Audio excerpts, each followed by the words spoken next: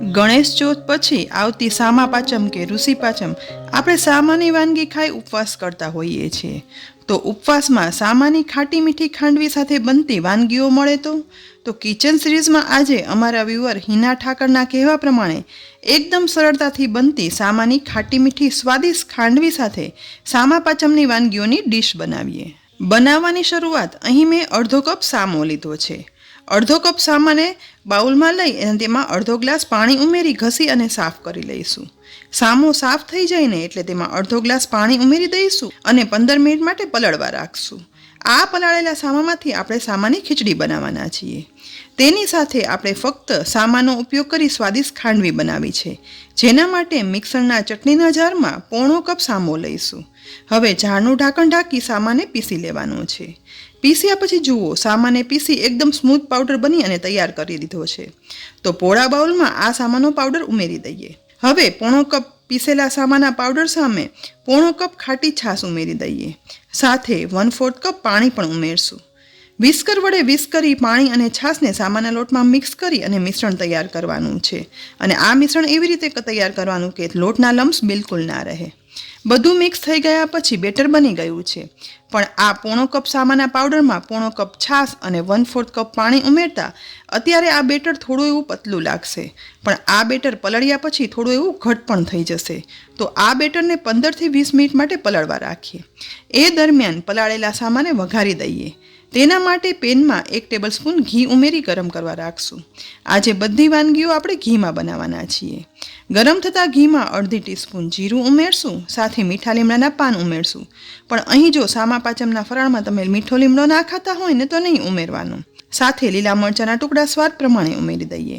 લીલા મરચાંને થોડા એવા સાતળી અને મિક્સ કર્યા પછી અહીં 1 બાઉલ દૂધીનું ખમણ લીધું છે. હવે આ દૂધીનું ખમણ વઘારમાં ઉમેરી માત્ર અડધી મિનિટ જેવું સાતળશું. સામા પાંચમના વ્રત માટે એવું મનાય છે કે વર્ષ દરમિયાન જાણતા કે અજાણતા થયેલા પાપ સામો ખાય અને પાંચમનો ઉપવાસ કરવાથી ધોવાઈ જાય છે. અને સામા પાંચમના દિવસે ખેડૂતે જમીનમાં ખેડેલા અનાજ શાકભાજીનો ઉપયોગ નથી થતો, પણ આ દિવસે વાડામાં ઉગેલા શાકભાજી જેવા કે તુરિયા, ગલકા, દૂધી ખવાય છે. માટે દૂધી ખમણી અને લીધી છે. થોડી એવી દૂધી સાતળ્યા પછી હવે તેમાં પલાળેલો સામો છે ને તેમાંથી પાણી કાઢી અને તે ઉમેરી દઈશું. સાથે અડધી ટીસ્પૂન સિંધાલું મીઠું અને અડધી ટીસ્પૂન મરી પાવડર પણ ઉમેરી દઈએ. બધું જ એક વખત મિક્સ કરી લઈએ ને ત્યાર પછી અડધા કપ સામા સામે 1 કપ પાણી અત્યારે ઉમેરશું. પછી જો જોઈશે ને તો વધારે પાણી ઉમેરશું. ઢાંકણ ઢાંકી ગેસની મીડિયમ ફ્લેમ પર સામો ચડવા દઈએ. હવે સામાની ખીચડી સાથે ખવાય ને તેવી ફરાળી કઢી બનાવીએ. જેના માટે એક પોળા બાઉલમાં 1 ગ્લાસ ખાટી છાશ ઉમેરશું. હવે તેમાં 1/8 કપ રાજગરાનો લોટ ઉમેરી દઈ હેન્ડ બ્લેન્ડર વડે બ્લેન્ડ કરશું. બ્લેન્ડર વડે થોડું એવું મિક્સ કરવાથી રાજગરાનો લોટ છે ને તે છાશમાં મિક્સ થઈ જશે. બસ લોટ મિક્સ થઈ ગયા પછી છાશવાળો જ 1 ગ્લાસ પાણી છે ને તે બનેલા છાશ અને રાજગરાના લોટના બેટરમાં ઉમેરી દઈશું. ફરી સહેજ એવું મિક્સ કરી અહીં જુઓ, કઢી બનાવી શકાય ને તેવી કન્સિસ્ટન્સીનું બેટર બની અને તૈયાર થઈ ગયું છે.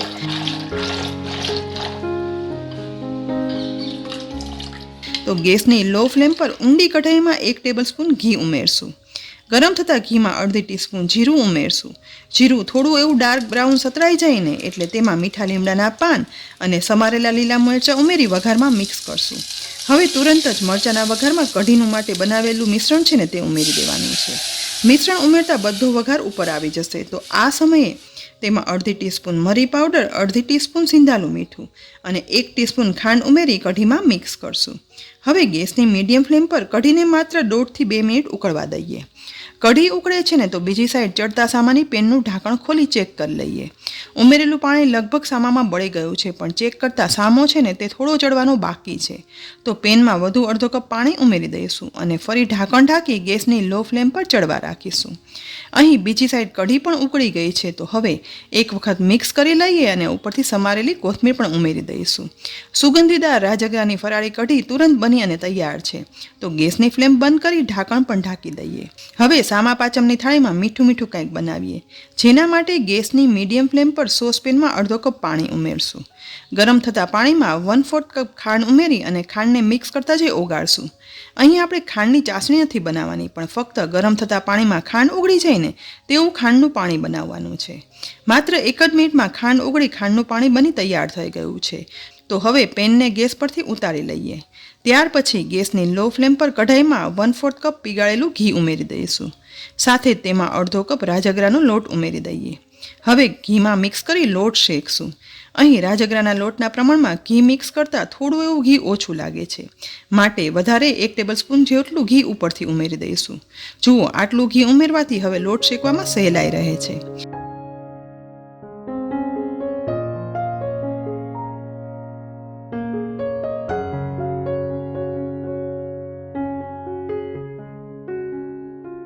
માત્ર 1 થી 1.5 મિનિટ લોટ શેકાતા હવે લોટ શેકાવાની સુગંધ આવવા લાગી છે અને લાઇટ ગોલ્ડન બ્રાઉન કલરનો લોટ શેકાઈ ગયો છે. તો આ સમયે બનાવેલું ખાંડનું પાણી છે ને તે ધીરે ધીરે કરી શેકેલા રાજગરાના લોટમાં ઉમેરી દેવાનું છે.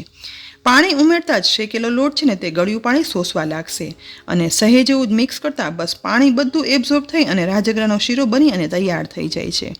તો આ સમયે તેમાં 2 એલચીનો પાવડર પણ ઉમેરી દઈશું. રાજગરાના શીરામાં એલચીની ફ્લેવર છે ને તે બહુ જ સરસ લાગે છે અને વધારે થોડું એવું મિક્સ કરતાં અહીં જુઓ, ઘી પણ શીરામાંથી તુરંત જ છૂટું પડી જાય છે. બનેલા સુગંધીદાર રાજગરાના શીરાને હવે કાજુના ટુકડા વડે ગાર્નિશ પણ કરી લઈએ. માત્ર 3 થી 4 મિનિટમાં મીઠો રાજગરાનો શીરો બની અને તૈયાર થઈ ગયો છે. બીજી સાઈડ ચડતા સામાનું ઢાંકણ ખોલી ચેક કરીએ. એકદમ માપના પાણી સાથે સામો એકદમ સરસ ચડી ગયો છે.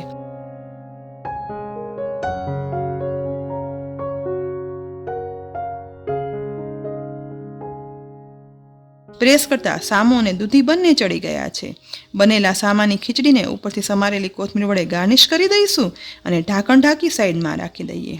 હવે બનાવીએ આ થાળીની મેઇન વસ્તુ એટલે કે ખાંડવી. ખાંડવી બનાવવા માટે સામાને પીસી છાશમાં પલાળેલું મિશ્રણ છે ને તેને 20 મિનિટ જેવું થઈ ગયું છે. તો સામાએ હવે થોડું પાણી શોષી મિશ્રણ થોડું ઘટ થઈ ગયું છે. અહીં સામાની આ ખાંડવી માટે આપણે ઢોકળાથી થોડું પતલું અને કઢીના મિશ્રણથી થોડું વધારે થીક એવું મિશ્રણ જોશે અને એવું જ મિશ્રણ બન્યું છે. હવે આ મિશ્રણમાં ફક્ત અડધી ટીસ્પૂન સિંધાલું મીઠું ઉમેરી અને મિક્સ કરી દઈશું. મીઠું મિક્સ થઈ ગયા પછી હવે ઇડલી ઢોસાના સ્ટીમરની ડીશમાં થોડું એવું તેલ ઉમેરી અને ડીશમાં વ્યવસ્થિત લગાવી લેવાનું છે. તેલ લગાવેલી ડીશમાં હવે સામાને પીસી અને છાશમાં પલાળેલું મિશ્રણ છે ને તે ડીશમાં ઉમેરશું. પણ અહીં આ મિશ્રણ પતલું છે, માટે ફક્ત ડીશનું તળિયું ઢંકાઈને એટલું જ બેટર હવે તેની અંદર ઉમેરવાનું છે. બસ ડીશમાં બેટર ઉમેરાઈ જાય ને એટલે ગેસની મીડિયમ ફ્લેમ પર પાણી ઉમેરી ગરમ થતાં સ્ટીમરમાં ડીશ આ રીતે ગોઠવી દેવાની છે. અહીં તૈયાર કરેલી બીજી ડીશ પણ પહેલી ડીશ ઉપર ગોઠવી દઈશું. ત્યાર પછી સ્ટીમરનું ઢાંકણ ઢાંકી અને માત્ર 3 મિનિટ જ ગેસની મીડિયમ ફ્લેમ પર આ બેટરને સ્ટીમ થવા દેવાનું છે. લગભગ 3 મિનિટ પછી સ્ટીમરનું ઢાંકણ ખોલતા અહીં જુઓ, બેટર ચડી ગયું છે અને ઉપરની તરફ ફૂલી અને બબલ્સ પણ આવ્યા છે. પણ સ્ટીમર ખોલતા જ તે બધા બબલ્સ છે ને તે બેસી જશે. હવે સ્ટીમરમાંથી ડીશ બહાર કાઢી લઈએ. આ જ રીતે બંને ડીશને બહાર કાઢી માત્ર 2 મિનિટ ઠંડી થવા માટે રાખી દેવાની છે. ડીશને 2 મિનિટ ઠંડી કર્યા પછી હવે ઠંડી પડેલી ડીશમાં આ રીતે જે સાઈઝની ખાંડવી બનાવી હોય ને તે સાઈઝના ઊભા કટ લગાવશું.